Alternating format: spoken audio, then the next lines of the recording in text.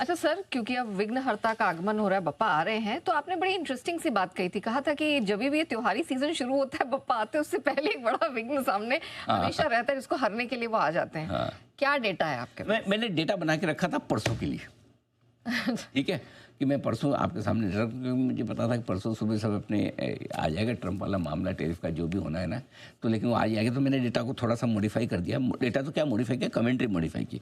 तो पहली चीज़ मैं आपको बताना चाहता हूँ कि पिछले 6 सालों का 2019 से 2024 का मैं आपके सामने डेटा रख रहा हूँ। ठीक है, गणेशोत्सव में आमतौर पर बाजार मजबूत रहते हैं। ये ट्रेंड पिछले 6 सालों का है। ठीक है, उसके पहले का भी ट्रेंड ले सकता था, लेकिन उस समय मूवमेंट बहुत छोटे हैं। तो मैंने जो ढंग के थोड़े बाजार के मूवमेंट है, 6 में से 4 साल निफ्टी पॉजिटिव रहा है और बैंक निफ्टी 5 साल पॉजिटिव रहा है। अच्छा। और निफ्टी के मुकाबले में बैंक निफ्टी की तेजी ज़्यादा होती हुई दिखी है। अब इंटरेस्टिंग चीज़ ये नया कि सिर्फ 2023 से एक साल ऐसा था जो खराब था, जहाँ 3% निफ्टी घटा और 4.25% बैंक निफ्टी घटा। उसके अलावा सारे 5 साल में 2023 को छोड़ के बैंक निफ्टी ने तो कमाल किया है और निफ्टी में ठीक ठाक सी तेजी बनी है। एक साल 2019 में जो थोड़ा खराब हुआ वो 0.4% ज़्यादा नहीं होता। 2020 में 1%, 21 में 1.25%, 22 में 0.5%, 24 में 2.25%।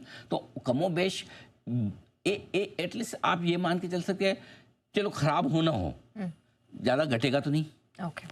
ठीक है। और अच्छा, घटता कब? घटने का डर एक ही था टैरिफ का कि जब, अच्छा ये डेटा कहाँ से लिए वो भी मैं बताता हूँ। जिस दिन गणेश चतुर्थी है, अच्छा, जैसे कि कल, तो आज की क्लोजिंग से और जिस दिन गणेश विसर्जन है चतुर्दशी, 10 दिन के डेटा है। बराबर है। तो क्योंकि 9 दिन ही मानिए, क्योंकि गणेश चतुर्थी के दिन तो छुट्टी होती है। ठीक है, तो वो डेटा तो आपका एक दिन पहले का होता, तो एक तरह से चतुर्थी के बाद सब पंचमी से आप गिनते हैं और जिस दिन विसर्जन होता है तो 9 दिन के बेसिकली डेटा है। सो अब जैसे हम इस बार गणेशोत्सव कहाँ से गिनेंगे? आज की क्लोजिंग से। हाँ, बराबर। कल छुट्टी है, परसों से हमारा एक मार्केट के लिए परसों से गणेशोत्सव शुरू हो गया।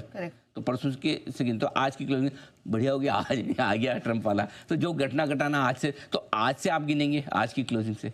तो अगर आज जहाँ भी बंद हो वहाँ से गणेशोत्सव में गिरावट का खतरा कम हो जाता है। देखिए, ये डेटा पॉइंट है, ये रिसर्च या ये प्रेडिक्शन वाली बात नहीं है, लेकिन आमतौर पर आप कुछ कोई न कोई चीज़ों से आप एक ट्रेंड निकालने की कोशिश करते हैं। तो और अच्छी बात है कि पहले आ गया।